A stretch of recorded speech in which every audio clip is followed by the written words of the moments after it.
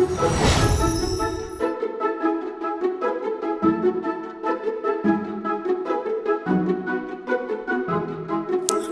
वा वा सदा, वहिनीने काय शेवण चिवड्या बनवल्या होत्या, एकदम भारी.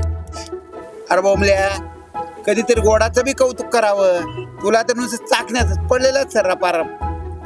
पण मंडळी, आपण आता किती दिवस आहे फराळच घेऊन बसू. आता आपली कालची राहिलेली चर्चा आपण आता पुढे नेऊ.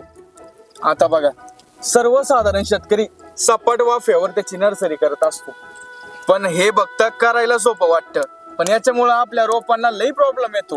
अवकाळी पावसामुळे आपले रोप खराब होऊ शकतात.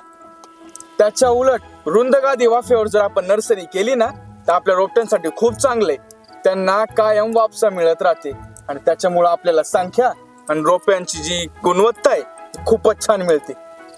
आता काल मला गणपतीने सांगितलं, जर आपल्याला शेतीमध्ये गादी वाफा बनवायचा असेल तर त्याच्या अगोदर शेतीमध्ये प्रति गुंठा 100 किलो कुजलेले शेणखत किंवा कंपोस्ट खत टाकावं लागेल. सोबतच 5 किलो लिंबोळी.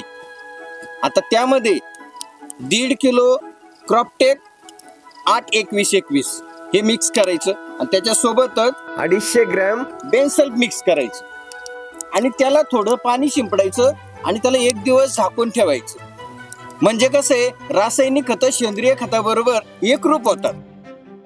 अधिक चांगल्या परिणामासाठी आपण 1 दिवसानंतर याच खतामध्ये उपयुक्त असे जीवाणू आणि बुरशीचं विरजण टाकून सावलीमध्ये याचा टेक करायचा आणि या ढिगामध्ये आपण योग्य अशी ओल राखत 5-6 दिवसांमध्ये त्यांची संख्या वाढवून घ्यायची. यात PSB, azotobacter, potash mobiliser, zinc bacteria, VAM, EM इत्यादी जीवाणू खतं, तर ट्रायकोडर्मा, बिवेरिया, मेटारायझम सारख्या जैवरक्षकांचे प्रति 100 किलोस 250 मिली या प्रमाणात शेण आणि गुळाच्या द्रावणात मिसळून शिंपडावे आणि हे खतात मिक्स करायचं बरं का. आणि हे वेगवेगळं नाही घेतलं तर एखाद्या चांगला ब्रँडचा जीवाणूंचा कन्सोर्शिया घेतला तरी चालतं. आणि असं तयार केलेलं सेंद्रिय खत मशागत करून नर्सरीच्या लागवड क्षेत्रात मातीवर पसरवावं. आता अवजाराच्या साह्याने आपण गादी वाफा बनवून घ्यायचा. आता याची उंची किती ठेवायची तर 15 ते 20 सेंटीमीटर.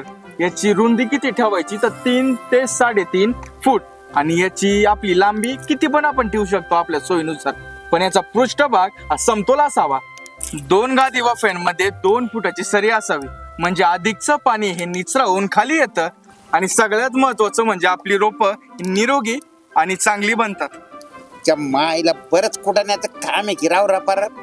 अहो पण नाना, आपल्याला जर पुढचा येणारा मोठा कुटाणा टाळायचा असेल तर हा कुटाणा केलेला परवडतो की.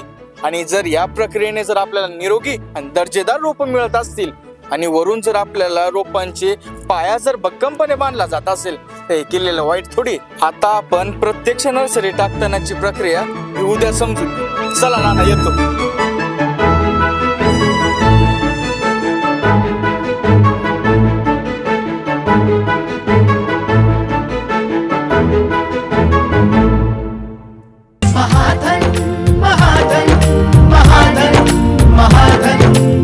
महाधन